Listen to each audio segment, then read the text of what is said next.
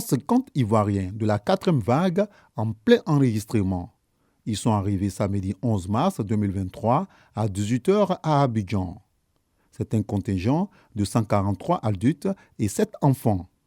Ce que nous faisons au total 625 Ivoiriens rentrés, dont 40 enfants. Nous mettons en œuvre l'engagement pris par le chef de l'État, son Excellence M. Alassane Ouattara, de faire rentrer chez eux tous les Ivoiriens vivant en Tunisie qui le souhaitent. Et vous les voyez, ils sont arrivés en bonne santé, ils ont le moral, ils sont heureux d'être de retour chez eux et c'est ce qui nous fait le plus plaisir.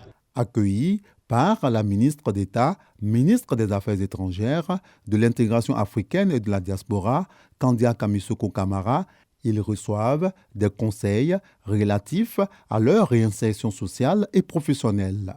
Vous êtes rentrés, ne vous asseyez pas à la maison.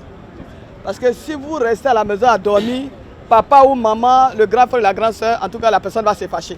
Autant tu es parti là-bas, on a dépensé l'argent, puis tu reviens, tu es en train de dormir seulement. Non, vous êtes rentrés chez vous. Ici, là, personne ne va vous menacer, personne ne va vous agresser. Vous n'allez pas dormir dehors. Vous êtes là, mais ayez un projet en tête. Vous vous organisez. Et là, vous allez au ministère de la Jeunesse. Il y a des gens même pour vous aider à vous organiser. Comment monter un dossier, etc. etc. Il y a des gens qui sont payés pour ça. Comment vous encadrer. Le fonds FAFSI.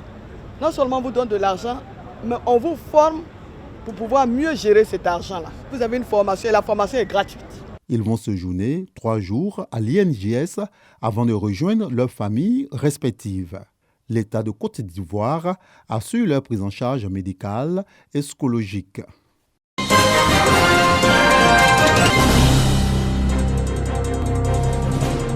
Un enseignant, une maison, le programme immobilier de la mutuelle des personnels du ministère de l'Éducation nationale et de l'enseignement technique, MUPE-MENEPSI, est désormais une réalité. Et c'est le quartier Ebimpe de la commune d'Aniamant qui abrite les logements. Pour la première phase du projet, environ 215 appartements de type 2, 3 et 4 pièces seront bâtis au profit des enseignants membres de la mutuelle. Et ces maisons-là sont des maisons spécifiques aux normes du ministère de la Construction, puisque nous avons un permis qu'on appelle un agrément programme. C'est-à-dire que les maisons que nous construisons sont dans les normes du ministère de la Construction. Pour avoir une maison pour un enseignant, c'est tellement important parce que si nous sommes dans de bonnes conditions, nous allons fournir un bon travail et cela permettra à la Côte d'Ivoire d'avancer et d'atteindre le progrès tant attendu. En portant la MUPE-MENEPSI sur les fonds baptismaux en 2014, la ministre Kandia Kamara d'alors, en charge de l'éducation nationale, nourrissait 2 ambitions. Offrir aux enseignants des prestations sanitaires de qualité et des logements à moindre coût, sans apport initial. Le lancement du projet immobilier est la réalisation de la vision de la ministre d'État, selon Michael Boko, président de la mutuelle. C'est à juste titre que le quartier abritant les logements est baptisé Cité Kandia Kamara. Nous sommes effectivement dans la vision de Madame la ministre et nous allons lui dire à Madame la ministre d'État que c'est effectif. Les enseignants aujourd'hui vont sortir de cette situation précaire de locataire et être propriétaires de maisons. C'est des appartements qui vont de 13 millions à 25 millions. Et donc chacun, selon ce qu'il a, pourra naturellement souscrire. Madame la ministre d'État accompagne de toutes ses forces, de toute son énergie, toutes les initiatives que la mutuelle entreprendra dans le sens de cette philosophie. À savoir donc agir pour davantage de partage au niveau des enseignants. Les premiers logements totalement achevés seront livrés d'ici fin juin 2023. Pour bénéficier du programme immobilier, il faut être membre de la MUPE-MENEPSI.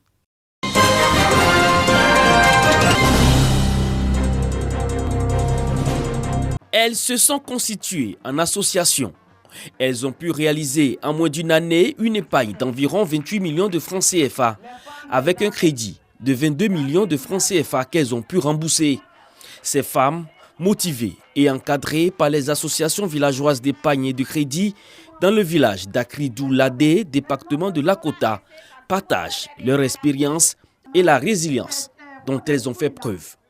Aujourd'hui, nous les femmes d'Akridou-Ladé, de Congo-Pro et de Grèce-Pro, nous arrivons à financer nos activités génératrices des revenus et nous sommes associés dans les prises de décision dans nos différents ménages. Pour les partenaires à l'initiative, ces femmes, par leur action, constituent un levier important pour le développement de la région. Notre objectif, c'est pour aider nos parents producteurs.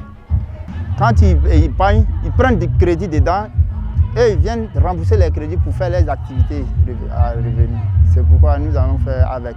Elles avaient conçu vraiment un levier important de développement qui permet vraiment de nous baser sur la résilience de la communauté.